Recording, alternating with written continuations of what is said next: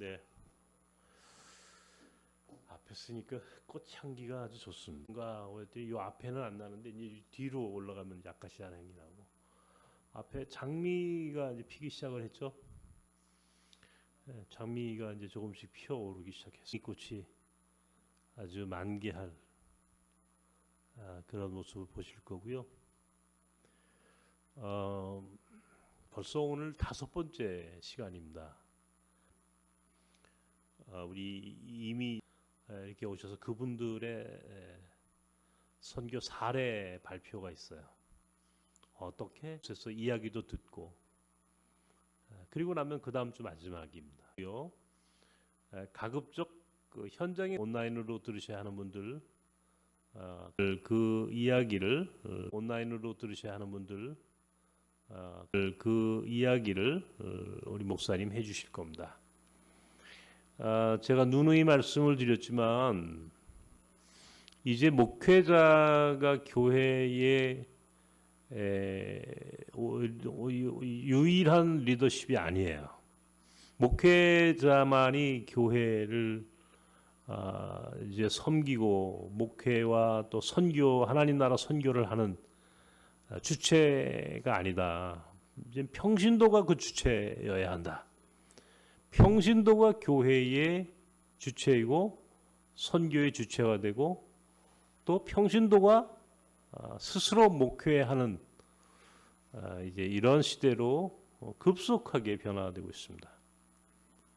예를 들어서 이 신학교 같은 경우도 나는 여기 장신대에서 신학을 공부한 사람인데 그나마 장신대가 굉장히 경쟁력이 있는 학교였거든요. 한때는 뭐 요 주변에 장신대 입학하기 위해서 2천여 명이 이 주변에서 입학을 준비하고 머물고 살았어요. 이 광장동, 구이동 요 지역에서 요 장신대 입구에는 장신대 입학을 공부시키는 학원이 있었어요. 지금도 있어요, 학원이. 예. 장신대 입학을 준비하는 학생들을 위한 학원이 있었다고요.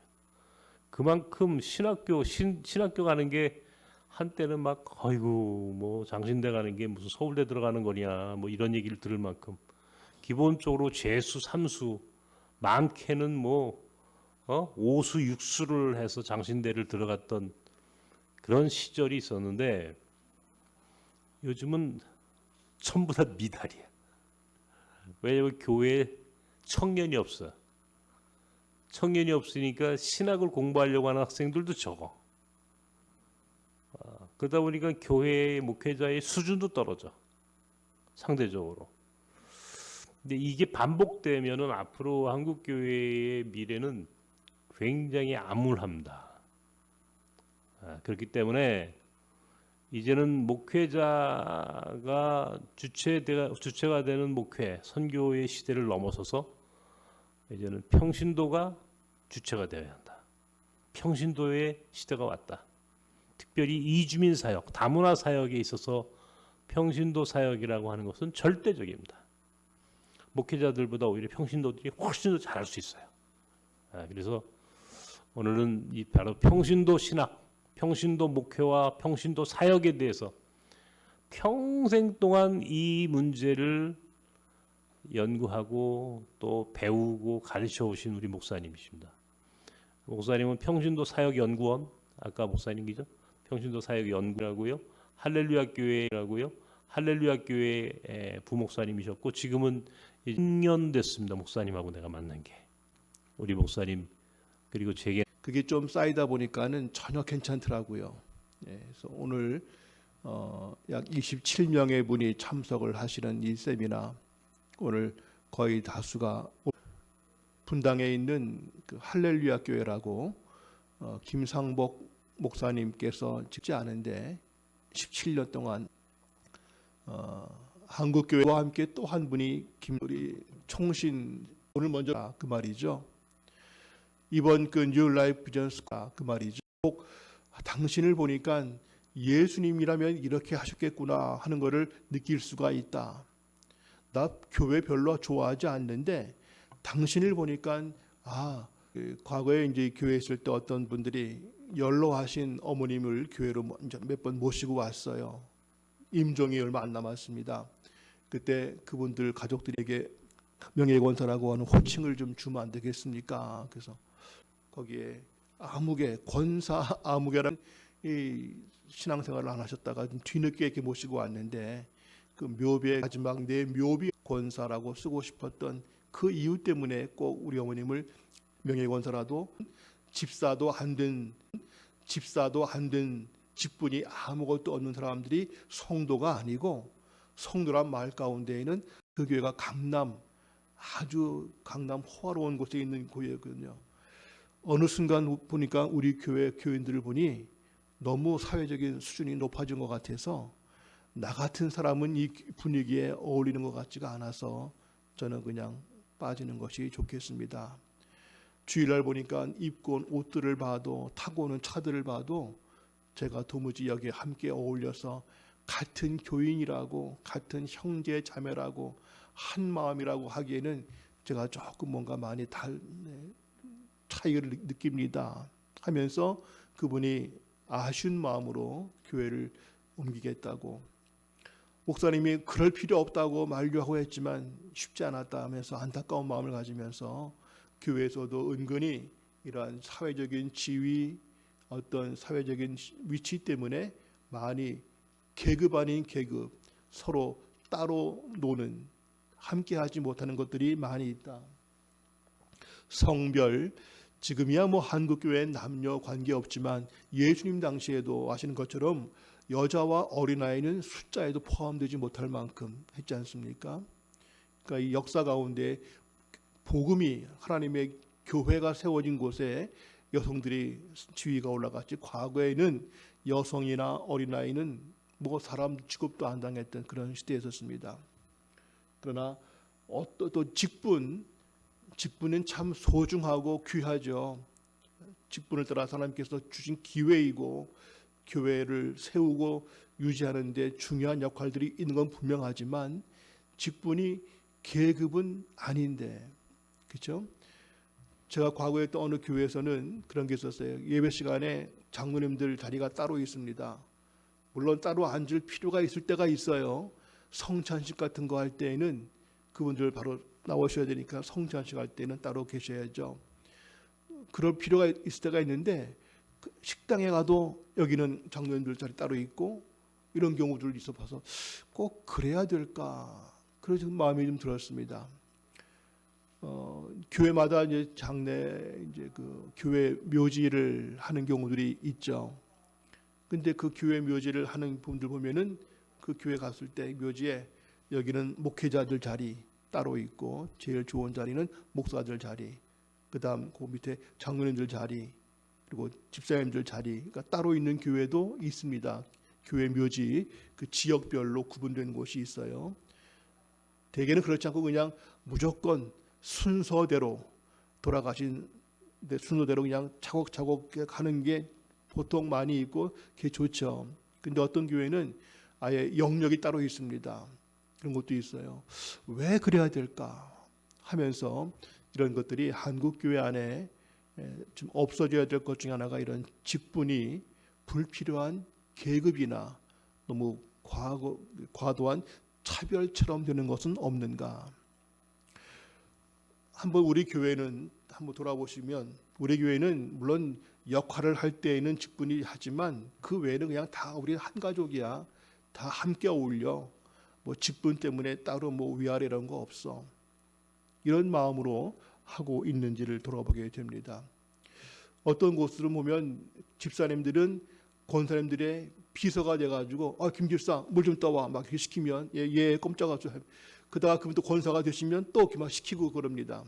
물론 나이에 따라서 연장자 어르신들을 섬기고 모시는 것은 좋은 마음인데 그게 아니라 직분에 따라서 그냥 마치 아랫사람 대하는 것처럼 혹 그렇게 쉽게 여기고 있는 것은 없는지 돌아보게 됩니다. 한 백성이다. 우리는 어떤 차별도 있으면 안 된다. 그 다음에 이 한 백성이란 말 하늘한 말 속에는 심지어 목회자도 교회의 머리가 아니다. 교회의 머리는 오직 유일하신 예수 그리스도 주님께서 교회의 머리가 되시는 것이지 목사가 교회의 머리가 아니다. 목사도 교회의 한 몸에 불과하다. 한국 교회가 조금 바뀌어야 될 것 중에 하나가 아까 말한 직분이 조금 너무 과도하게 이게 차별되고 있다는 것과 함께 목회자가 너무 필요 이상으로 너무 중요하게 지금 여겨지고 있다. 교회의 머리가 누구이냐? 목사님이시다. 목사님이 한마디면은 누가 뭐라도 건들 수가 없고 심지어 성경 말씀보다도 목사님의 한마디가 더 중요하다. 이런 경우들 설마 말로는 아니라고 했지만은 그런 경우들이 있습니다. 교회의 머리는 담임 목사님이 아니라 주님이시다. 목사도 때가 되면 은퇴하시고 역할이 끝나면 그저 한 성도에 불과할 뿐이다. 이건 내 교회인데 하는 의식이 없어야 되는 한국 교회가 사회 비판을 받는 것 중에 하나가 교회 세습 문제라든가 이건 내 교회인데 내가 세운 교회인데 내가 이거 세우기 위해서 얼마나 고생했는데 또는 내가 이 교회를 위해서 헌금을 얼마 했는데 내 역할이 가장 중요했지 하면서 마치 그것이 목회자라든가 특별한 교인들에 의해서 그것이 내 거다.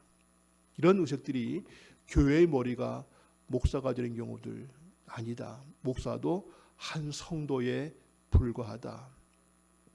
그럼 목사는 몸 가운데 어딜까? 머리와 제일 가까운 목이 목사일까? 그래서 목사인가? 이런 농담도 하지만은 어딘지는 모르지만 오늘 목사도 성도들과 똑같이 그리스도의 몸의 한 부분일 뿐이다.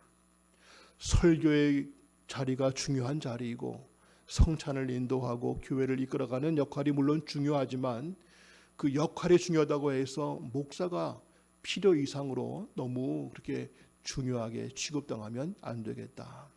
목사도 성도의 한 사람으로서의 그런 자기 역할을 넘어서면 안 된다.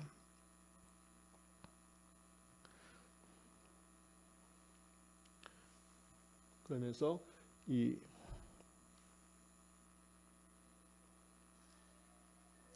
그 교회의 한 백성이란 말의 이제 마지막인데 폴 스티븐스라고 하는 신학자가 이런 말을 했습니다. 교회 안에서 성직자와 평신도를 자꾸만 나누고 또 직분을 가지고 자꾸 나누고자 하는 것은 성경적인 것이 아니라 세속적 영향 때문이다.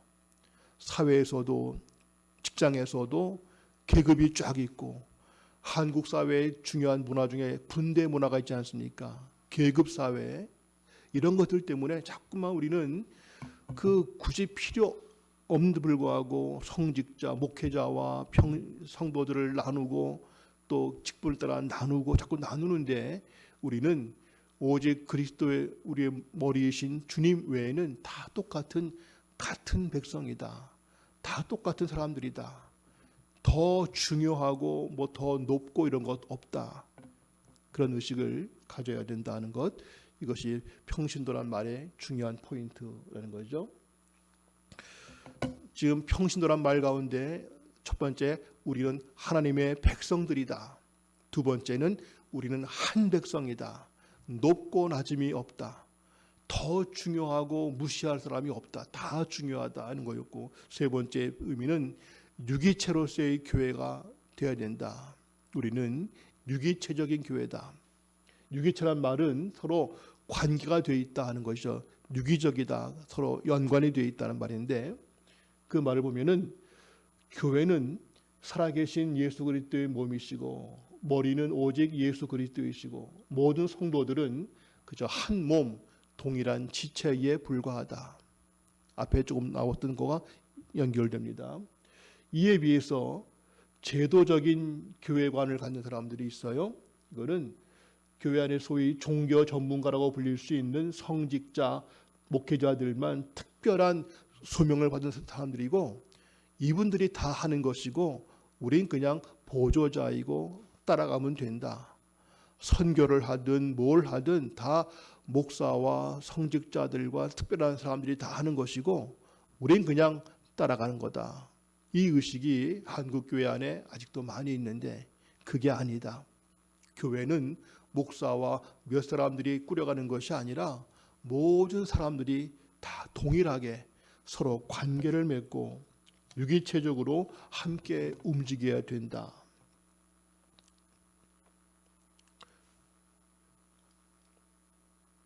이 유기체란 말 속에 그 교회를 보면은 유기체로서의 교회라면 모든 성도들은 머리이신 그리스도 안에서 상호 연관성, 상호 의존적 관계와 책임을 감당해야 된다. 우린 서로 연결돼 있다. 서로 책임을 져야 된다. 흔히 그러죠. 그 성도들끼리도 누군가 더 잘 되면 우리 애는 대학 입시 실패했는데 저 대학 애들은 의대를 들어갔대. 그러면 우리 나는 비록 안 돼서 속상하지만 당신 아들이라도 됐으니 기뻐하고 감사하네. 정말 잘 됐네. 이렇게 함께 기뻐하면 좋은데 말은 축하한다고 하지만 그렇지가 않습니다. 더 배가 아프고 함께 안 됐으면 그나마 조금 위로가 될 텐데 우리는 안 됐는데 저희는 돼도 너무 잘 됐어. 그냥 이거 뭐 같이 비교가 되는 것 같을 때 이게 참 쉽지 않아요. 성도들만 그런 것이 아니라 제가 이제 과거에 교회 있을 때 그 교회가 크다 보니까 목사만도 한 수십 명 되거든요.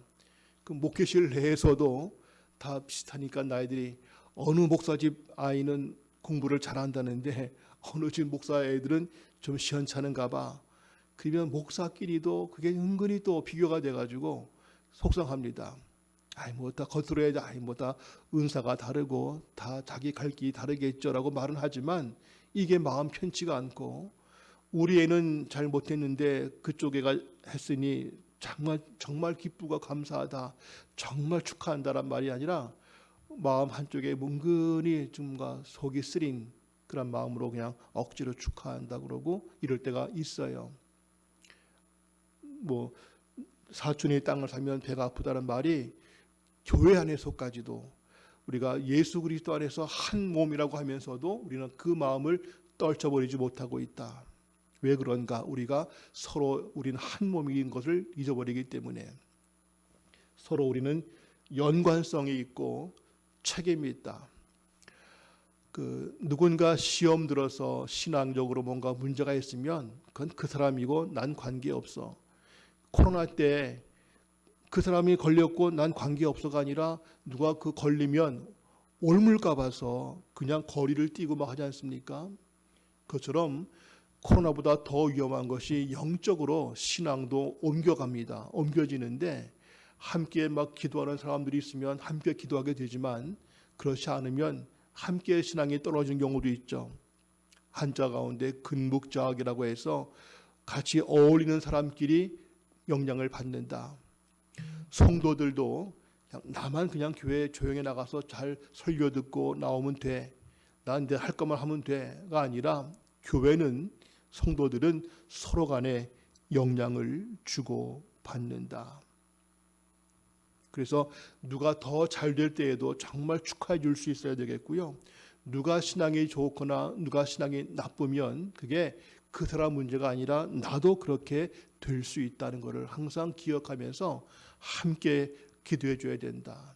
누군가 시험 들어서 교회를 잘 안 나오거나 뭔가 문제 있으면 그 사람 문제지 뭐 내가 뭘 책임을 져. 목사님 주고 안 나온답니다. 신방 가세요. 연락하고 끝나는 것이 아니라 누가 어려움 가운데 있으면 왜 그럴까? 그를 위해서 함께 기도하고 영적 책임을 지고 뭔가 그를 붙잡아주기 위해서 노력하는 이것들이 유기체로서의 교회, 서로 연관성, 책임성을 가져야 된다. 누가 혹 어떤 같은 성도 간에 같은 교회 또 같은 구역 식구 중에서 누가 어려움 당했다 하면은 그냥 뭐 그런가 보구나 안 됐네 그냥 이게 아니라 내가 그를 위해서 뭘 어떻게 도와주면 좋을까? 내가 그를 위해서 어떻게 기도하면 좋을까? 늘 찾고 무슨 일을 당해도 그것은 함께 우리가 이겨나가야지. 이러한 연관성, 책임성을 갖는 것이 우리 교회가 꼭 가져야 된다. 이것이 바른 하나님의 백성들의 자세이다 하는 유기체적인 교회란 것이죠. 네 번째로 우리가 가져야 될 의미는 만인 제사장적 신앙. 루터가 종교를 개혁할 때 외친 말이 이것이었죠. 만인 제사장. 그 전에는 가톨릭권에서는 누군가 회개하고자 할 때는 어떻게 합니까? 기도하는 게 아니라 성당에 가서 그 신부에게 고해성사하지 않습니까? 제가 이런 죄를 졌습니다라고 신부에게 고해성사를 하면 그 신부가 그걸 다 듣고는 이제 그 신부가 기도해주고 용서해주는, 이걸 해야만 되죠. 그냥 성도가 그냥 가가지고 하나님 회개할 수 있는 게 아니라 반드시 누군가를 거쳐야 됩니다. 신부를 거쳐서 고해성사를 하고 그래야 회개를 얻게 되죠. 그런데 루터, 칼빈 이후로 그거 안 된다, 필요 없다. 누구나 다 하나님께 직접 나아갈 수 있다. 왜? 예수님께서 십자가에서 죽으셨기 때문에 예수님의 중보자적 사역이 있기 때문에 우리는 또 다른 사람이 가운데 낄 필요가 없다 하는 것이죠.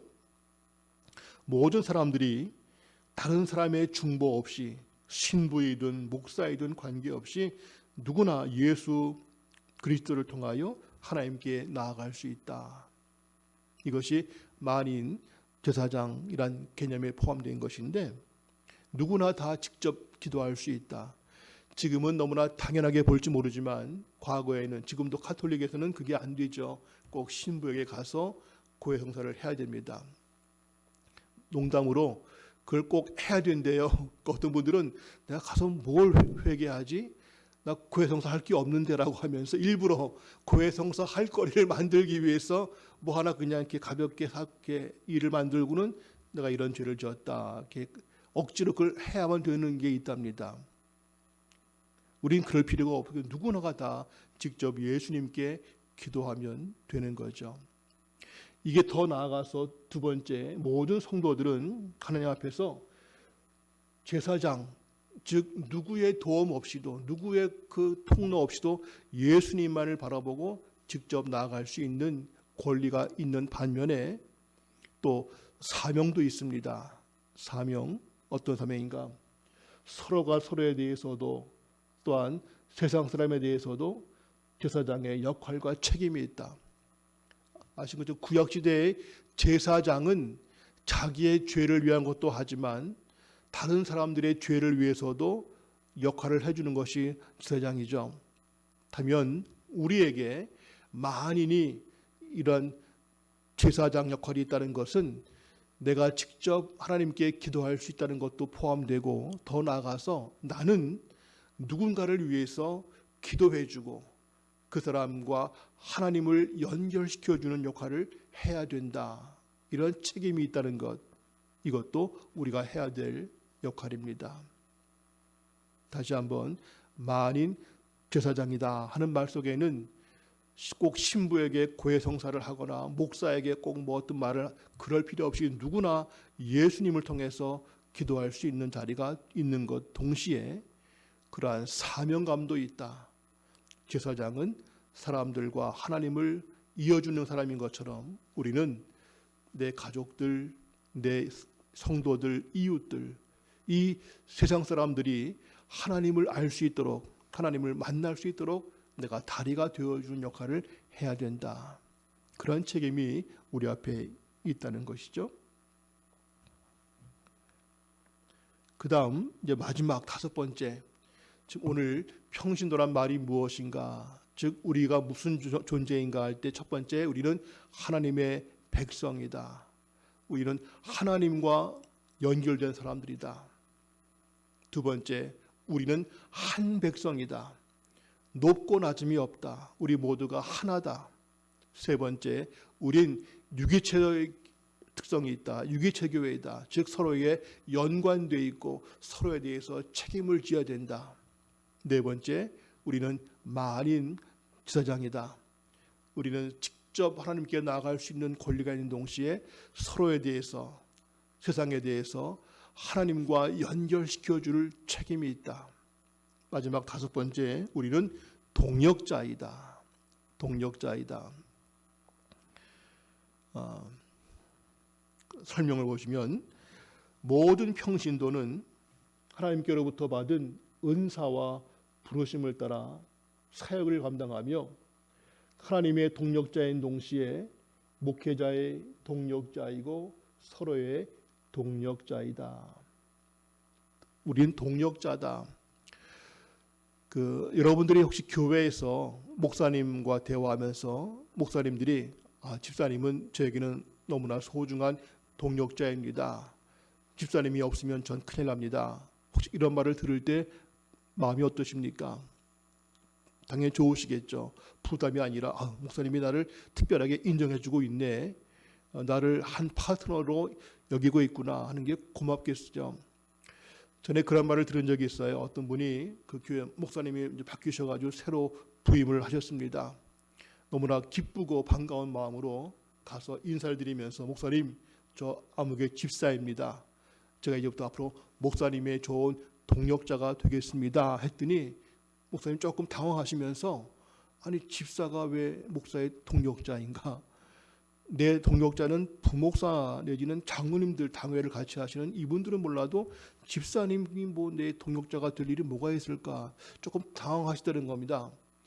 별로 표정이 안 좋으시더래요. 이제 이게 이분이 상처가 된 겁니다.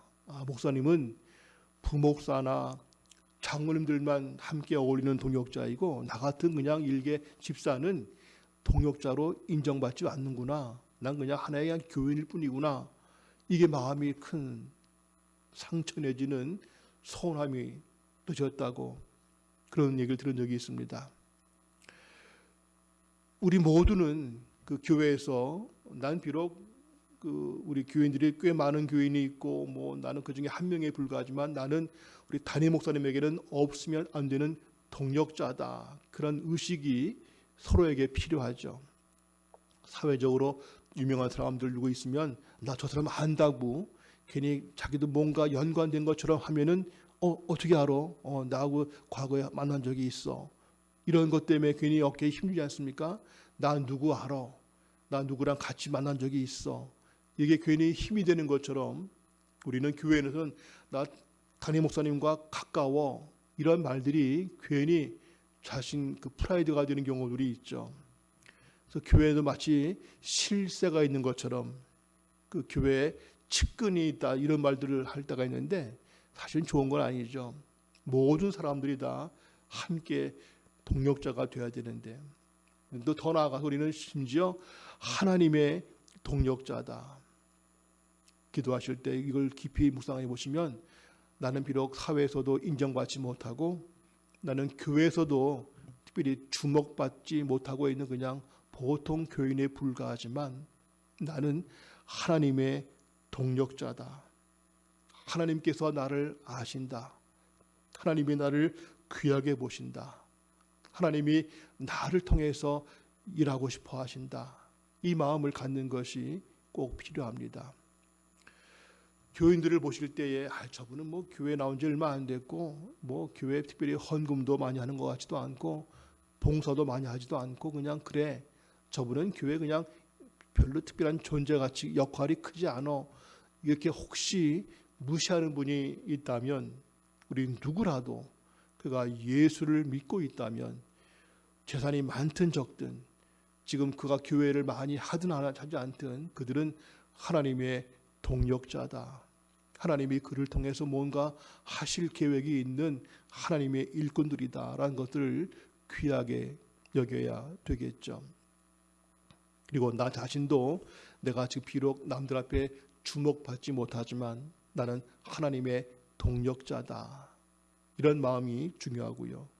우리 아이들 비록 인류대학 못 나왔고 뭐 직장도 그냥 유명하지 않고 그냥 겨우겨우 그냥 밥 벌어먹고 산다 할지 몰라도 신앙도 아직은 뭐 그냥 겨우 엄마 따라서 겨우겨우 교회 나오는 것 같다 싶을지라도 우리 기도할 때 주님 우리 아이가 아직은 이렇게 활동을 많이 하지 않지만 남들이 볼 때는 그냥 그런 사람으로 보일지 모르지만 우리 아이는 하나님의 동력자인 것을 내가 믿습니다. 그 역할을 잘 감당할 수 있도록 주님 은혜를 주옵소서. 우리 모두가 하나님의 동력자이고, 그리고 교회에서도 나는 부족하지만 우리 담임 목사님의 동력자이다. 남들은 그렇게 인정하지 않을지 몰라도 나는 교회의 중요한 존재이다. 또 서로가 서로에게도 동력자이다 하는 마음을 가지고 누군가 뭘 하고자 할 때에 내가 뭐 도울 게 없을까, 이런 마음들을 갖는 게 필요합니다. 내 구역도 아니고 내 선교회도 아니고 내 부서가 아닌데 내가 뭐 신경 쓸 거 뭐 있어가 아니라, 우리는 항상 무슨 일을 보면 내가 거기에 뭐 도울 게 없을까, 내가 기도할 건 없을까, 늘 찾는 동력자 의식이 꼭 필요합니다. 이제 여러분들은 이제부터 이 나섬 공동체의 동력자가 되셔서 이번 과정 끝나고 나면은 빠이빠이가 아니고, 내가 그냥 그때는 그냥 누가 한번 해보자고 해서 했지 난 끝났고 이제 관계 없어가 아니라, 우리는 끝까지 동력자 마음을 가지고 항상 관심을 갖고 항상 기도하고 내가 뭐 할 거 없을까 늘 찾아보는 이런 것들이 필요합니다. 바울도 우리 모두가 하나님의 동력자라고 말을 했었죠. 이 동력자란 말 가운데 모든 성도들은 직분과 은사와 역할 관계없이 모두가 다 동력자이다. 축구를 하게 되면은 축구는 골키퍼도 있고 수비도 있고 공격도 있고 다 역할이 다르죠. 역할은 다르지만 모두가 한 팀인 것처럼 우리가 교회 안에서도 다 저마다 역할은 다르지만 우리 모두가 한 팀이다. 그런 마음이 중요합니다. 교회 안에 봉사가 많이 있는데 제가 가끔 보면은 성가대나 교사나 하는 분들은 조금 더 우대를 받는 것 같고, 식당 봉사하시거나 주차 봉사하는 분들은 조금 낮게 취급당하는 경우들이 혹 없는지 모르겠습니다. 성가대도 보면은 그 자리가 있더라고요. 그래서 오래 하신 분들이 중요한 자리에 더 앉고 막 하는데, 전에 이제 있을 때 어느 교회에서, 거기 교회는 성가대가 그 강대상 위에 올라갔어요. 하다 보니까 이 자리 배치가 됐어. 그러니까 처음엔 막 사람들이 쳐다보니까 좋았는데 이게 힘든 겁니다. 설교 끝까지 움직이면 안 되거든요. 그대로 앉아 있어야 돼. 그냥 특히 움직이면 금방 표시나기 때문에. 근데 그 중에 특별히 유독 몇 자리가 막 서로 앉으려고 막 그런 게 있었어요. 왜 이렇게 그 자리를 앉으려고 했다 알아보니까 TV 카메라 비출 때 거기가 딱 중계할 때 거기가 나오는 자리입니다. 어떤 분이 우리 아들이 군대 가 있는데 군대에서 우리 홈페이지 온라인 예배 그 줌으로 보는데 내가 거기 앉아야 그 카메라가 글로 나오기 때문에 우리 아들이 내 얼굴을 볼 수 있다고 해서 유독 그 가운데 자리를 아주 그냥 꼭 앉겠다고 하는 분이 계셔서 왜 그런가 했더니 카메라에 나와야 되기 때문에, 그래야 내가 아는 누가 볼 수 있다. 이런 것들이 이제 웃어야 될 일인지 모르겠다. 보면 교회에도 이제 식사할 때도 보이는 성가대원들이 이제 물론 낮게 보는 게 아니라 성가대원들은 식사할 때도 먼저 먹어야 돼. 빨리 먼저 먹고 연습을 또 한다고 해서 일반 교인들은 줄을 쫙 서 있는데 성가대원들은 빨리 또 와가지고 먼저 먹기도 하고 막 이렇게 했어요. 지금 제 얘기의 취지는 교회 안에서도 같이 봉사한다고 하면서도 왠지 더 주목받거나 높게 취급당하는 역할이 있는가 하면은 난 뭐 배운 것도 없고 할 수 있는 것도 없고 그냥 주방에서 설거지나 할게, 이렇게 해서 그분들을 낮게 취급하는 경우는 없는가 하는 것이죠. 오히려 더 힘들고 더 어려운 자리에서 수고하는 분들을 더 인정해 줄 수 있는 그런 마음들이 우린 필요할 터인데, 즉 동력자란 의식, 우리는 한 팀이다. 축구할 때 꼭 골 넣는 사람만 골을 넣어요. 근데 요새 뭐 우리 김민재라는 선수가 있는데 독일 가 있죠. 그 사람은 골 잘 안 넣어요. 수비예요. 또 골키퍼가 있죠. 더 주목을 받는 자리가 있긴 하지만 그러나 한 팀일 때는 다 중요한 것처럼 우리가 교회 안에서도 왠지 더 인정받는 자리, 주목받는 자리, 더 왠지 높이 여김받는 그러한 일은 없는가? 오히려 더 약한 자들, 더 낮은 자리로 보이는 그분들을 더 우리가 소중히 여길 수 있는 그러한 동력자 의식이 필요하다. 우리 한 팀이다. 그런 마음가짐이 필요합니다. 우열이 없고 차별이 없다. 우린 그리스도의 몸으로서 필요한 상호 의존적 관계성이 중요하다. 마지막 동역자의 마지막 포인트인데요. 우리는 에베소 3장 18절 능히 모든 성도와 함께 지식에 넘치는 그리스도의 사랑을 알고, 즉 우리가 동역자 의식이 필요한 것은 우리가 한 팀이다. 우린 한 몸이고 한 가족이다 하는 가운데에서 서로가 서로에게서 함께 자라간다. 함께 배우는 것이 있다.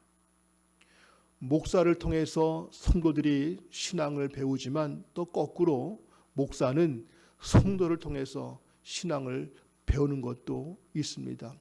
부모가 자식을 키우지만 또 자식을 통해서 부모가 얻는 기쁨과 은혜가 있는 것처럼 우리 교회도 목사와 성도 서로 간에 서로가 서로에게 뭔가 배우는 게 있고 보여주는 것이 있고 함께 은혜를 받는 것들이 있다 하는 것이죠.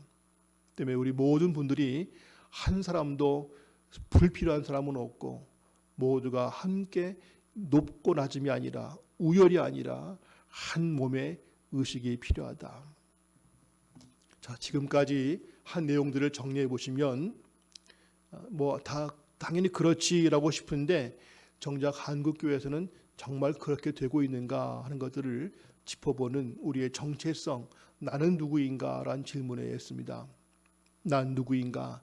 난 평신도인데 그 말은 목사가 아니니까 평신도 그 뜻이 아니라 평신도의 말 가운데에는 5가지가 있다. 우리는 하나님의 백성이다. 누가 뭐라고 해도 나는 하나님과 연결되어 있다. 하나님이 나를 인도하신다. 두 번째, 우리는 한 백성이다. 교회 안에서는 어떠한 것 때문에라도 차별, 높고 낮음, 구별이 하면 안 된다. 역할은 달라도 우리 모두가 하나로 한 백성이다. 우리의 모든 머리는 그리스도 예수님의 교회의 머리이시고 그 외에 목사든 누구든 다 주님의 몸으로서 한 백성이다. 세 번째, 우린 유기체적인 교회이다. 서로가 연결되어 있다. 때문에 비교하거나 질투하거나 시샘할 것이 아니라 정말 축하해주고 함께 기뻐하고 함께 울 수 있는 유기체적인 교회다. 서로 연관되어 있다. 누군가 잘 될 때 그것이 함께 잘 되는 것이다. 어떤 일이 있으면 책임을 져야 된다. 유기체적. 네 번째, 우린 만인 제사장이다. 제사장인 것처럼 하나님께 직접 나아갈 수 있고 서로에 대해서 기도해주고 서로 축복해주고 하나님과 연결시켜주는 도움을 줘야 된다. 마지막, 동역자. 우리는 서로가 동역자이고 우리는 하나님의 동역자이고 목사님의 동역자이고 서로가 서로의 동역자이다. 역시 여기에도 차별이나 높고 낮음은 없고 역할은 달라도 모두가 중요하다. 어떠한 것 때문에라도 무시하면 안 된다. 다 서로에게 필요한 존재이다. 이런 것들을 강조했어요. 그렇다면은 우리가 평신도라고 할 때에 무엇을 할 것인가 할 때 오늘 우리의 역할이 무엇인가에 대해서 이제 이게 오늘 결론의 중요한 내용들입니다. 뭘 어떻게 할 것인가? 평신도의 사역, 목양 사역을 해야 된다. 목양 사역. 앞에 처음 평신도 목회다. 목회란 말을 하면은 우리가 생각하기를 목회, 목사가 하는 게 목회지라고 보시는데 그게 아니고요. 목회란 말은 여러분들도 목회를 하셔야 됩니다. 내가 뭐 목회를 하지? 이 목회란 말은 뜻이 목사가 하니까 목회가 아니고, 이 목회란 말은 다른 말로 목양이란 말입니다. 목양, 양떼를 돌본다. 이게 목양이죠. 목자란 말은 목축업을 한다, 뭐 방목한다, 목 기르는 거죠. 목양 사역을 해야 된다. 자, 요한복음 21장 17절, 주님 부활하신 다음에 베드로에게 오셔서 물어보셨죠. 너를 사랑하느냐? 사랑합니다. 세 번째 물어보셨죠. 그러시고 한 말씀의 응답이 이겁니다. 함께 볼까요? 시작. 세 번째 이르시되 요한의 아들 시몬아 내가 나를 사랑하느냐 하시니, 주께서 세 번째 내가 나를 사랑하느냐 하심으로 베드로가 근심하여 이르되 주님 모든 것을 아시오매 내가 주님을 사랑하는 줄을 주님께서 아시나이다.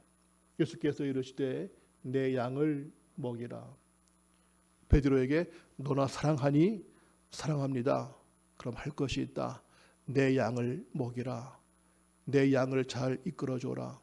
내 양을 목양하라. 자, 질문. 이 사명은 목사만 해당되는 것인가? 아니면 예수님을 믿는 모든 사람이 할 일인가? 당연히 목사에게만 주신 것이 아니고 누구라도 베드로처럼 주님을 사랑한다면 이 역할을 해야 된다는 것이죠. 너무나 당연한 말인데 우리는 자꾸만 목양한다, 목회한다는 말을 목사들만 하는 것처럼 여겼습니다. 모든 사람들이 서로 목양을 해야 된다. 내 양을 먹이라. 그럼 목양 사역에서 뭘 하란 말인가 할 때 우선은 돌보는 거죠. 돌보는 건데 돌보는 동시에 말씀 사역을 해야 된다. 목사가 할 역할 중에 가장 중요한 게 설교, 말씀 가르치는 것이죠. 두 번째는 기도하는 것이죠. 목사가 성도들을 위해서 기도하는 것. 세 번째는 신방 다니면서 잘 살고 계시는가, 어려운 일이 없는가 살피는 거. 신방, 말씀하고 기도하고 신방 만나고 하는 것, 목사가 할 역할들이죠. 똑같이 여러분들도 이 일들을 하셔야 된다는 겁니다. 말씀 이사야서 50장 4절 말씀 함께 합니다. 시작. 주 여호와께서 학자들의 혀를 내게 주사 나로 곤고한 자를 말로 어떻게 도와줄 줄을 알게 하시고 아침마다 깨우치시되 나의 귀를 깨우치사 학자들 같이 알아듣게 하시도다.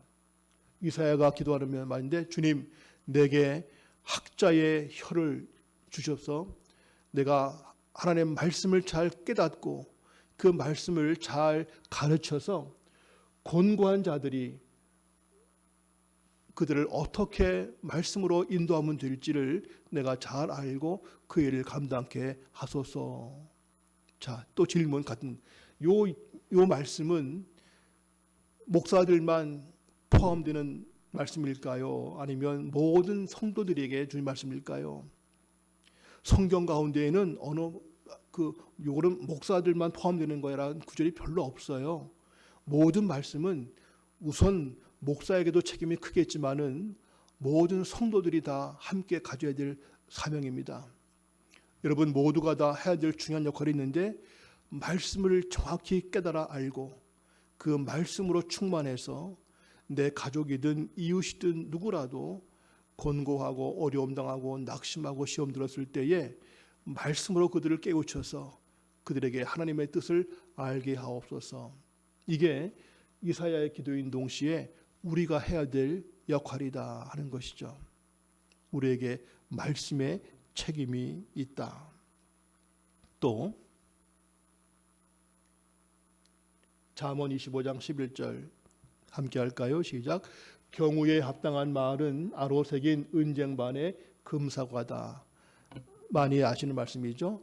때에 맞는 말, 적절한 말로 누군가를 잘 위로할 수 있다면 얼마나 그것이 귀한지 은쟁반의 금사과와 같이 빛나는 것이다. 무엇이요? 경우에 합당한 말. 그냥 인간적인 말이 아니라 하나님의 말씀을 내가 충분히 알고 그 성도들에게 그때그때마다 적절한 말을 할 수 있다면 너무 좋겠다.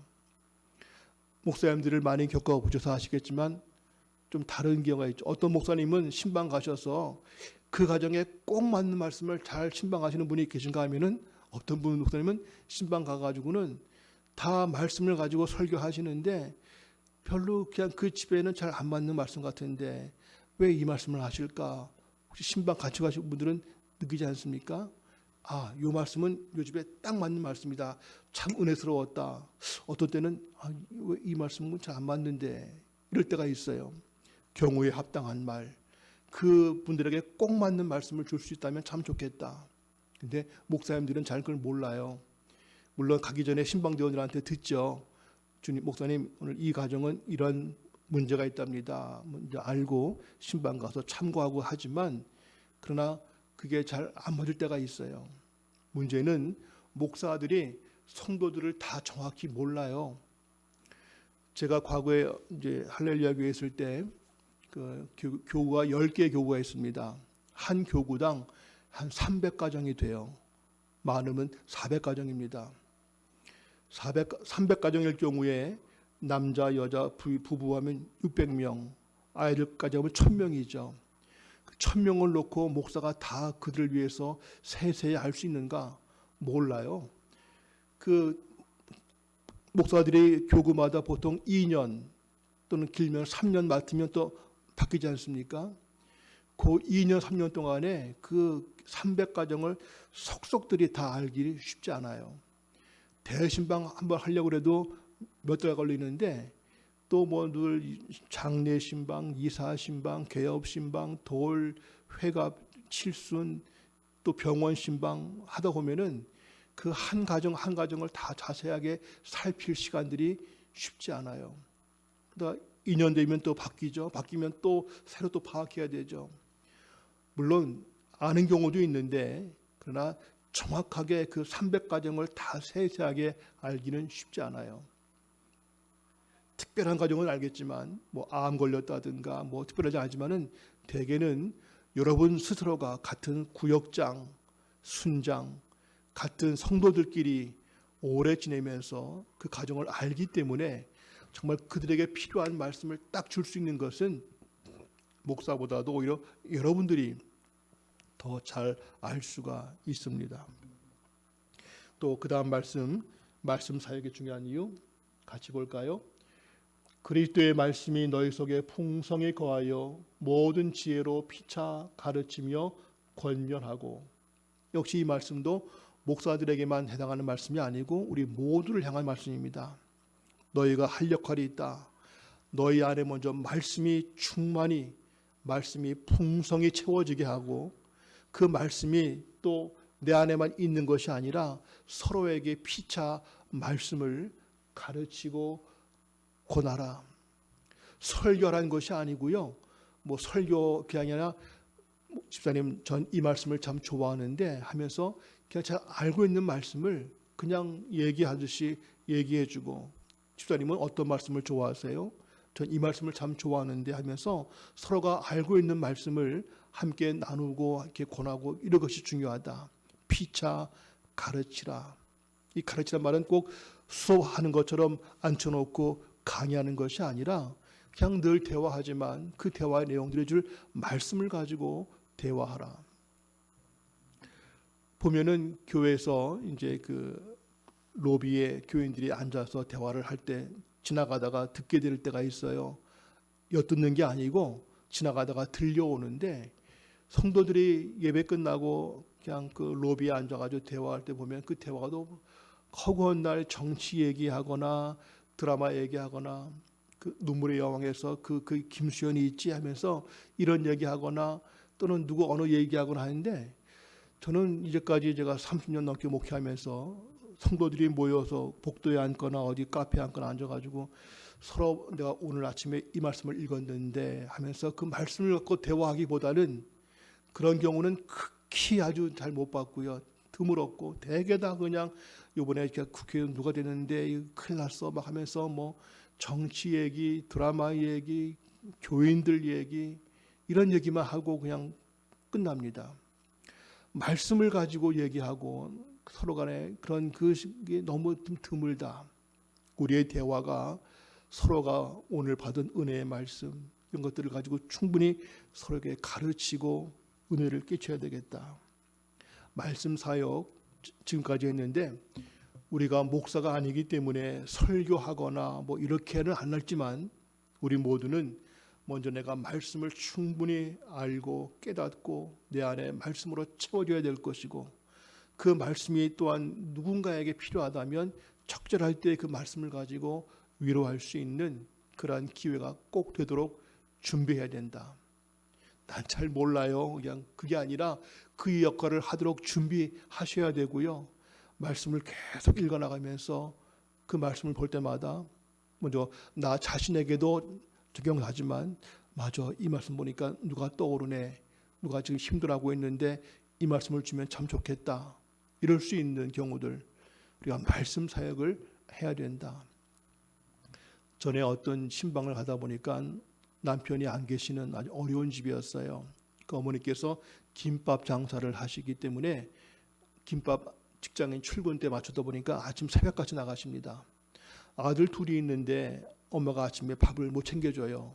그러니까 김밥 싼 거 몇 개 나오고 가시고 그러니까 어머니와 아들이 대화할 시간이 없어요. 어머니의 간절한 소원이 우리 애들이 아버지도 없고 뭐 부유하지 않지만 하나님 말씀을 좀 잘 알고 컸으면 이런 소원이더라고요.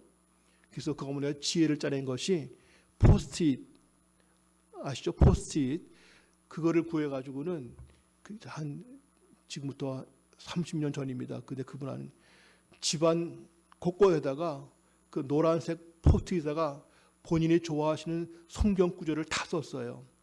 수십 개를 써가지고 식탁에도 붙여놓고 침대에도 붙여놓고 화장실 문 닫으면 거기도 붙여놓고 사방에다가 그걸 붙여놓은 거예요. 신방 갔더니 사방에 노란 딱지가 붙어 이게 뭐 했더니 우리 애들이 이 중에 하나라도 볼 수 있으면 좋겠다. 내가 아들과 같이 가정 예배 드릴 시간도 없고요. 난 말씀도 잘 몰라요. 애들에게 대화해도 이미 다 커서 애들이 내가 말이 딸려요. 시간도 안 돼요. 그러나 내가 좋아하는 이 성경 말씀들을 우리 애들이 이 중에 한두 개라도 볼 수 있으면 좋겠다는 마음을 가지고 다 써붙인 겁니다. 결국 그 집 아들들이 그 진로가 잘 됐어요. 남편도 안 계시고 김밥 장사하는 어려운 삶이지만 그러나 내 아이들에게 말씀을 주고 싶어서 설교가 아니고요. 강의도 아니고 그냥 포스트잇에 본인 좋아하는 말씀들을 써서 붙여놓고 이 중에 한두 개라도 읽어봤으면 이 마음이 이게 바로 말씀 사역의 한 증거입니다. 이번 어린이날 아이들 선물 주실 때 손주들 선물 용돈 주실 때 그 봉투에다가 또 선물에다가 메모지를 하나 이렇게 붙이세요. 좋아하시는 성경 구절들 우리 아이들이 우리 손주가 꼭 이 말씀을 기억했으면 좋겠다 싶은 구절이 있으면 그거를 써서 그 용돈 봉투나 선물에다 포장에다 붙여서 주세요. 할머니 이게 뭐예요? 이거는 할머니 주는 선물인데 그 안에 장난감만 중요한 게 아니라 이 말씀도 꼭 읽어보렴. 내가 물어볼 거야. 그래서 너 추석 때도 물어볼 테니까 그때까지 꼭 이거 외워라 하면서 우리 아이들에게 주고 싶은 성경 말씀들을 틈틈이 보시다가 메모를 해놓으시고 해가지고 기회 될 때마다 이거를 계속 보여주고 카톡 많이 하시죠. 뭐 애들이 엄마가 이런 거 보내면 좋아할까? 좋아하든 안 좋아하든 자식들에게 손주들에게 하루에 한 번이든 일주일에 한 번이든 이거 엄마가 좋아하는 성경 구절이다. 함께 읽어봤으면 좋겠다 하면서 그 말씀을 가끔씩 보내시면 그러니까 남들이 뭐 요새 유튜브라든가 막 전달 많이 퍼날르는 거 그냥 또 전달 이것보다도 엄마가 직접 이렇게 찍어서 보낼 수 있으면 이거 엄마가 좋아하는 성경 구절이다 보여주면 좋겠다는 거죠. 가끔 그런 권유를 하는데 수첩 같은 거 좀 뭐 노트 같은 거 하나 준비하셔서 거기다가 평상시에 내가 성경 말씀을 읽거나 뭐 설교를 듣거나 하다가 좋은 구절들을 만나시면 계속 한번 써보십시오.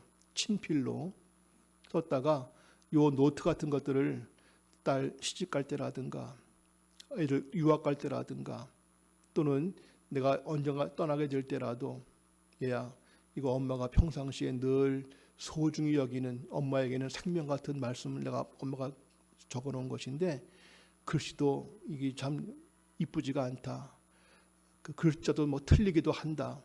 그래도 엄마의 친필이 기록된 이 작은 노트 엄마가 늘 좋아했던 구절인데 이거 꼭 잊지 말고 가끔이라도 볼 수 있으면 보면 좋겠다 하고 줄 수 있다 그러면 인쇄된 책들은 많거든요. 그건 별로 감동이 없는데 어머니의 친필로 쓴 내가 내 아들에게 딸에게 주고 싶은 성경 말씀 이것만큼은 꼭 기억했으면 하는 마음을 담아서 써 주신다면 그건 그들이 평생 버릴 수 없는 내가 이 땅을 떠난 뒤라도 내 추도일 때 추모일 때 다른 거 보지 말고 엄마가 남겨준 엄마의 친필로 적어준 성경 구절 책을 그걸 볼 수 있으면 좋겠다. 이것도 하나의 말씀 사역이죠. 즉 우리가 말씀 사역하는 것은 설교하라는 것이 아니고 가르치라는 것이 아니라 내가 먼저 말씀을 충분히 읽고 내 안에 말씀으로 채워지고 깨닫고 그 말씀을 어떤 형태일지라도 내 가족들에게 내 이웃들에게 환난당하는 어려운 내 성도들에게 이 말씀을 전해주면서 한번 읽어보라고 한번 이 말씀 묵상해보라고 권할 수 있는 그러한 역할들을 우리가 해야 되겠다. 이게 바로 우리가 평신도 목회의 말씀 사역의 중요한 포인트다 하는 것입니다. 저는 늘 교인들과 만나게 되면 먼저 물어봐요. 혹시 좋아하시는 성경 구절 있으세요? 전 잘 다 좋죠.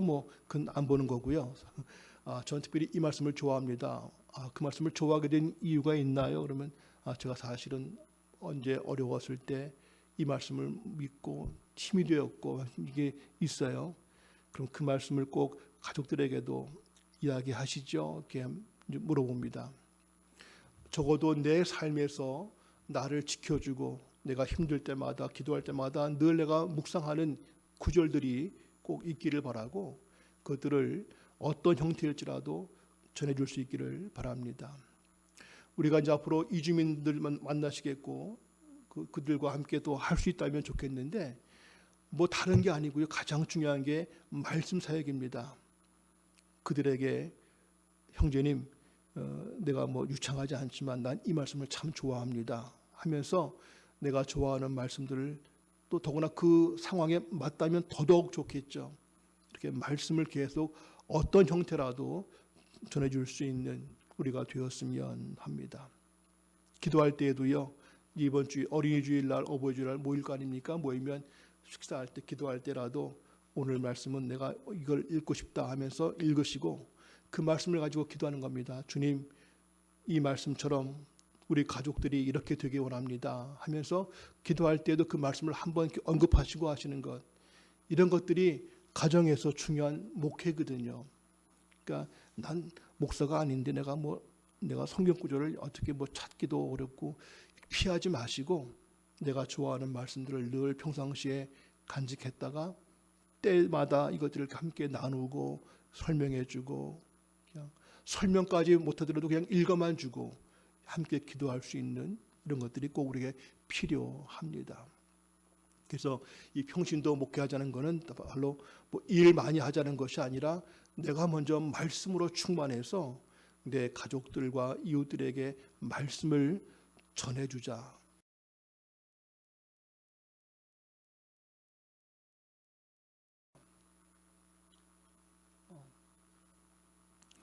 기도 많이 하시겠죠. 식기도 말고 한국 크리스찬들이 가장 많은 거짓말이 기도할게요. 어떤 말 들으면 저는 안 됐네. 기도할게요. 기도 안 합니다. 목사님들도 기도하겠습니다 하고는 기도 못할 때가 참 많습니다. 아까 말했지만은 교금 어떤 사람들은 300가정인데 그 기도 자세하게 다 못합니다. 문제는 만약에 어떤 목사님이 계시는데 그 목사가 교인들을 위해서 기도를 안 한다. 그럼 그분 신뢰가 안 되겠죠. 저분은 설교 잘 못하고 잘 유능하지 못한 것 같은데 확실한 거는 우리를 위해서 항상 기도하시는 분이야. 그것만 갖고도 우리는 그분을 존경할 수 있죠. 서로 기도에 책임이 있다는 것. 기도는 목사가 성도를 위해서 하는 것이 아니라 우리가 서로를 위해서 기도를 해야 된다. 기도의 사명이 없는 사람 하나도 없고요. 다 기도의 사명이 있습니다. 그리고 반대로 나는 기도 필요 없어. 나를 위해 기도할 거 없어. 이럴 사람도 아무도 없다. 모두가 기도의 책임이 있고 또 기도의 힘을 받아야 된다 하는 것이죠. 말씀 마태복음 26장 38절 같이 합니다. 시작. 이에 말씀하시되 내 마음이 매우 고민하여 죽게 되었으니 너희는 여기 머물러 나와 함께 깨어 있으라 하시고. 어떤 상황인지 아시죠? 예수님 십자가 지시기의 마지막 날밤 겟세마네에서 기도하시는데 다 아세요. 이거 피할 수 없다는 거 아시고 그때도 제자들에게 야 너희 나와 함께 기도해달라. 내가 너무 지금 힘들다 하셨죠. 예수님은 하나님의 아들이시고 그분이 곧 하나님이신데 예수님도 육체를 입고 있는 동안에는 기도가 필요했다. 본인도 얼마나 힘들었으면 자신을 위해서 함께 깨어 기도해달라고 부탁하셨을까. 하물며 우리는 기도가 필요 없는 사람은 아무도 없다. 그 다음 구절 골로새서 4장 3절 있습니다. 또한 우리를 위하여 기도하되 하나님이 전도할 문을 우리에게 열어주사 그리스도의 비밀을 말하게 하시기를 구하라. 내가 이 일 때문에 매임을 당하였노라. 누구의 말이죠? 사도 바울이 늘 하는 부탁 한 가지, 기도해달라. 내가 지금 너무 힘들다. 그리고 이 전도하는 게 너무 힘드니 기도해달라 부탁했죠. 사도 바울 같은 위대한 사람도 기도를 요청을 했습니다. 그 다음 에베소 6장 18절 다 같이요. 모든 기도와 간구를 하되 항상 성령 안에서 기도하고 이를 위하여 깨어 구하기를 항상 힘쓰며 여러 성도를 위하여 구하라. 자신만을 위해 기도하지 말고 가족 기도만 하지 말고 여러 성도들을 위해서 기도하라. 마지막 누가복음 6장 18절 너희를 저주하는 자를 위하여 축복하며 너희를 모욕하는 자를 위하여 기도하라. 그 사람 생각도 하고 싶지 않은데 오히려 그들을 위하여 기도해 주라. 원수를 위해 기도하라. 살아오시면서 지금껏 다행히 잊고 사니까 마음 편하지만 가끔씩 불현듯 떠올릴 때마다 마음이 괴로운 분들이 있을 겁니다. 목사님 저도 아직 어리지만 가끔씩은 그 사람은 내가 좀 다시금 생각하고 싶지 않은 그런 분들이 혹 있어요. 모든 사람을 다 사랑을 해야 되겠지만은 제게도 특히 목회자 가운데 몇 분들이 떠오르면은 그분은 좀 피하고 싶고 지금도 가끔 그분 전화가 오면은 받고 싶지 않은 목회자가 있어요. 그분 때문에 하도 내가 힘든 경험이 있어가지고 물론 누구 책임인지는 모르겠지만 아무튼 그런 경우가 있어요. 전화 받기도 싫고 연락되는 것도 싫은 그런 분들이 있다면 먼저 그분들을 위해서 우리가 기도할 책임이 있다.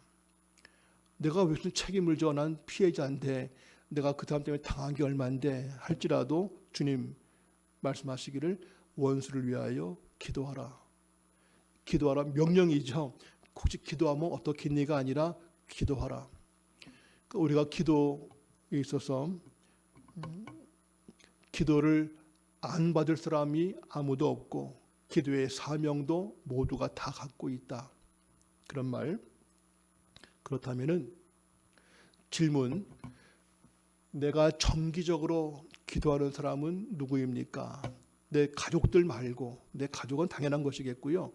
내 가족 외에 내가 특별히 정기적으로 꾸준히 기도하는 사람이 있습니까? 우리 교회 목사님을 위해 기도하고, 뭐 우리 구역 식구들 기도하고 기도합니다 하겠는데, 가끔 떠오르며 하는 것이 아니라 정기적으로. 그래서 어떤 분은 이렇게 합니다. 월요일은 우리 가족을 위해서, 화요일은 시댁 식구들을 위해서, 수요일은 친정 식구들을 쫙 놓고 친척들까지, 목요일은 뭐 교회를 위해서, 뭐 금요일은 구역 식구들을 위해서, 토요일은 선교사들을 위해서, 뭐 이렇게 하는 경우도 있어요. 뭐 나라와 민족을 위해서. 어쨌거나 내가 정기적으로 기도하는 사람이 있습니까? 없다면 이거부터 하는 것이 우리 평신도의 역할, 사명입니다. 오늘 평신도란 말을 꺼낸 것은 우리가 누구인가?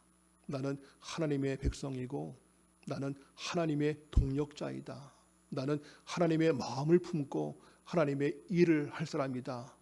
뭐 할 것인가? 바로 말씀 사역, 기도 사역을 해야 된다.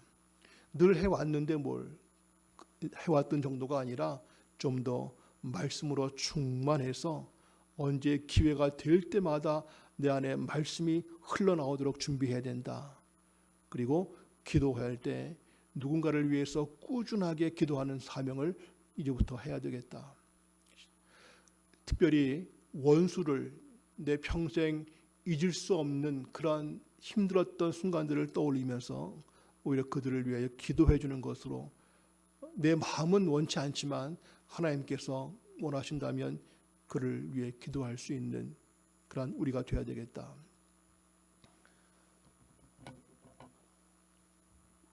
내가 기도할 것도 필요하고요. 또 반대로 나를 위해서 지속적으로 기도해 주는 사람은 누구인가? 그럼 꼽아 보세요. 글쎄, 나를 위해서 누가 늘 기도할까? 우리 친정 어머니가 아직 살아계시면 나를 위해 기도하시겠지. 또 우리 가족들이 나를 위해 기도할, 물어보세요. 남편에게도 물어보시고 애들에게도, 또 혹시 엄마 위해서 기도하니? 뭐 그냥 장기적으로 기도하냐 물어보시고요. 나를 위해서 기도할 사람들을 꼭 만드십시오. 그리고 그냥 어쩌다 기억나면 만나면 기도할게 이거 말고 정기적으로 난 집사님 위해서 항상 월요일 날 기도할게 라든가, 이렇게 기도해 주는 것을 늘 정기적으로 확인할 수 있는, 가끔씩 날 위해 기도해 주는 사람을 만나서 늘 고맙다고 밥도 사줄 수 있는 그런 마음들. 가장 중요한 힘은 기도해 주는 건데, 만약 선택하라면 지금 내가 당신에게 10만 원을 줄까? 아니면 일주일에 5분씩 한 달 4번 기도해 줄까? 지금 당장 10만 원 주고 기도 안 하는 것과 하루에 5분씩 한 달에 4번 기도해 줄게. 내가 뭐 할까? 그럴 때 우린 현금이 중요하지. 기도야 다 알아서 하는 거고. 이게 아니라 난 돈보다도 나를 위해서 정말로 단 5분이라도 기도할 수 있다면 좋겠다.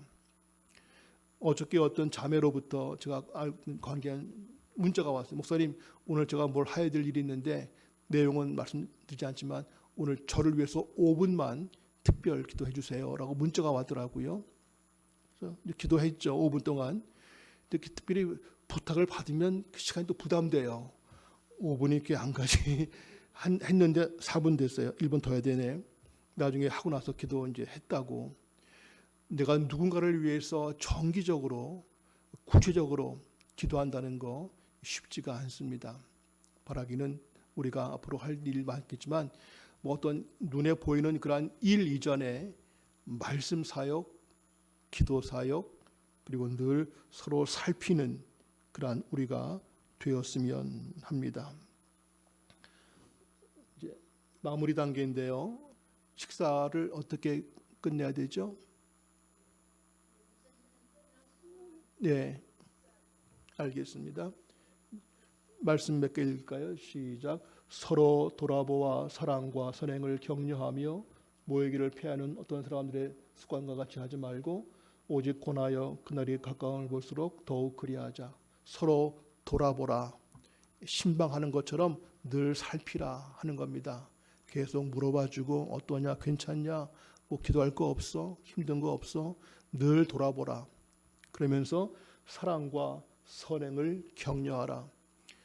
그냥 별일 없어, 알아서 잘 지내, 이게 아니라 그가 뭔가 선행을 할 수 있다면, 주님을 위해서 할 수 있는 것이 있다면 소개도 해주고 권하고 해서 사랑과 선행을 격려하고 모이기를 힘쓰라.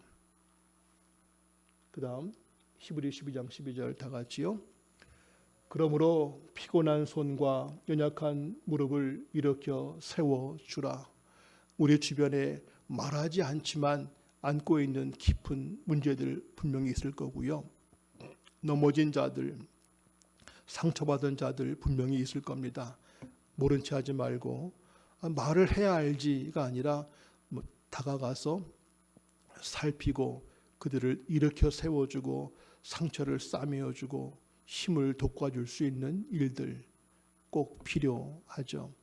우리가 이주민들을 앞으로 삼기시고 또 탈북자들도 우리가 뭔가 할 수 있으면 할 텐데 그들의 상처와 아픔과 혼자서 일어설 수 없는 그들, 목사님과 방금 대화했는데 탈북자들 중에서 약 3만 명이 넘게 들어와 있는데 그중에 크리스찬들 비율이 6%랍니다. 3만 명 넘게 와 있지만 그들 중에 크리스찬들이 3천 명도 안 된다는 거예요. 근데 그것도 큰 교회 이런 데에서 그들 가면 돈 주거든요. 차비 주고 돈 줍니다. 돈 주니까 그 받으러 가는 사람들도 꽤 많고 그것저것 빼고 나면은 정말 크리스찬들, 정말 진실된 크리스찬들이 너무 적다. 근데 정작 그들은 너무 삶이 힘들다. 와서 할 게 없다. 가진 건 없는데 다들 잘 사는 가운데 혼자만 더욱 가난해 보이고 낙심해 있고 그래서 넘어왔다가 다시 가려는 사람들도 있다. 이런 현실을 보면서 많은 여성들이 할 게 없어가지고 매춘을 하기도 한다.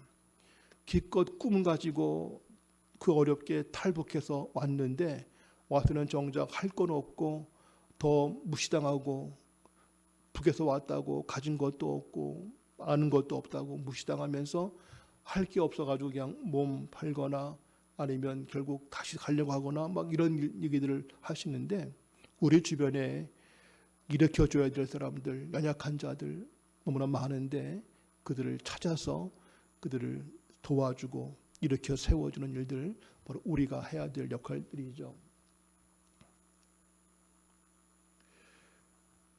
같이 봅니다. 근심하는 자 같으나 항상 기뻐하고 가난한 자 같으나 많은 사람을 부유하게 하고 아무것도 없는 자 같으나 모든 것을 가진 자로다. 누가? 우리가.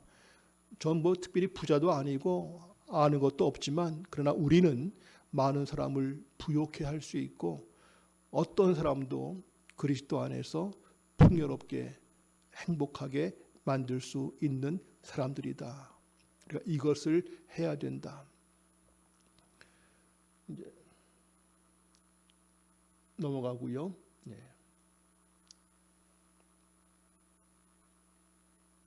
다른 것들은 그냥 참고사항으로 돌리겠습니다.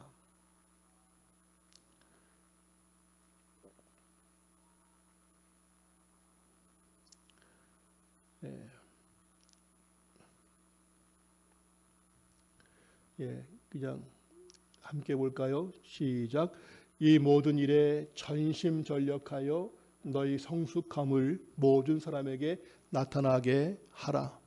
우리가 말씀의 사람이 되고 기도의 사람이 되려면 지금보다 훨씬 더 예수님을 닮아가고 예수님으로 인하여 충만한 그러한 삶이 되어야 할 것인데 나를 통해서 주님이 보여줄 수 있도록 나를 통해서 주님의 생명이 증거될 수 있도록 우리가 더욱 준비되어야 되겠다. 우리가 더욱 전심전력하여 너의 성숙함을 알 만큼 알아요가 아니라 우리를 통하여 예수님이 보일 수 있도록 낙심하고 어려움 당한 자들이 나를 만날 때마다 왠지 집사님을 만나면은 왠지 힘이 나고 집사님의 한마디 한마디를 통해서 내가 뭔가 마음에 힘을 얻는다.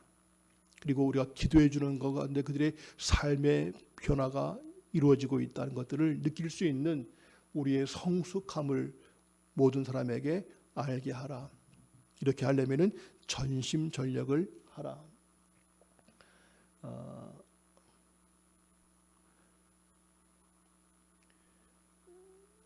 지금까지 한 것들을 요점 정리합니다. 지금까지 한 내용들 다 같이 읽겠습니다. 시작. 평신도는 목회자보다 열등하다는 말이 아니라 하나님의 백성이라는 말이다. 목사만 중요한 것이 아니다. 두 번째, 모든 평신도는 우열이나 상하관계가 아니라 동일한 백성이고 역할과 은사가 다를 뿐 한 몸의 지체이며 서로 연결되고 의존적인 동역자이다. 교회 안에서 결코 높고 낮음, 더 중요한 사람 따지면 안 된다. 세 번째, 평신도의 가장 중요한 사명은 영혼을 돌보는 일인데 이것은 기한이 없고 끝없는 사역이다. 범위도 더욱 넓혀서 세계 모든 열방을 품어야 한다. 내 구역 식구들만 그냥 알고 지내는 것이 아니라 내 교회만이 아니라 이 나섬을 통해서라도 더 넓게 우리의 관심을 넓히고 그들을 품고 기도하고 섬겨야 된다. 네 번째, 영혼을 돌본다는 것은 교회 생활만이 아닌 모든 삶에서 예수님을 닮아가도록 돕는 일이다. 영혼을 돌보는 일이 곧 목회이므로 평신도 목회는 우리 모두의 사명이다. 목회란 말은 목사니까 목회가 아니라 우리 모두가 양떼를 영혼을 돌봐야 된다. 어떻게 돌보는가 늘 살피고 그리고 말씀으로 그들에게 위로해주고 기도로 그들을 도와주고 살피고 말씀과 기도로 끌어줘야 된다. 5번 시작.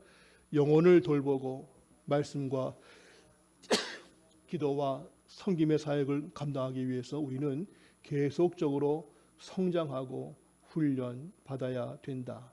여기에는 성경도 알아야 되겠고 신학도 좀 알아야 되겠고 목회나 영성이나 기타 여러 분야가 다 필요하다. 누가 옆에 우리 아파트 앞집이 신천지라고 하더라. 몰라, 난 몰랐겠네, 무서워. 그럴 게 아니라 그들에게도 논쟁해도 되지 않지만 최소한 내가 할 말은 할 수 있는, 우리 애들이 대학 가더니 무신론이라고 그러고 신이 없다 그러고 학교에서 이상한 거 배워가지고는 막 이상한 말을 해요. 어떻게 하면 좋아요, 목사님? 그때에도 엄마가 설득까지는 아니어도 최소한 그들과 대화할 수 있는 최소한의 신학적인 것도 좀 알 필요가 있겠고요. 성경 당연히 알아야 될 것이겠고 우리는 부지런하게 말씀의 사람, 기도의 사람이 되어서 내 남은 생애를 그렇게 말씀과 기도로. 목사가 뭐 합니까? 그러면 주로 말씀 사역하시고 기도 사역하시고 늘 신방하시며 돌보시는 것이죠. 똑같이 내가 뭐 할까요? 나는 하나님의 사람으로서 말씀으로 충만하고 기도로 사역하고 늘 살피는 일을 하겠습니다.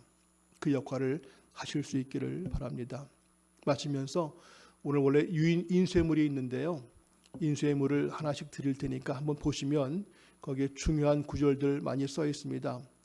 요 말씀을 내가 누구에게 어떻게 주면 좋을까 하는 것들, 그 중에 하나만 예를 들어 볼게요. 첫 번째 말씀 이사야서 26장 3, 4절 같이 보시면 주께서 심지가 견고한 자를 평강하도록 지키시리니 이는 그가 주를 신뢰함이니이다. 너희는 여호와를 영원히 신뢰하라. 주 여호와는 영원한 반석이시미로다. 심지가 견고한 자 영원히 신뢰하라.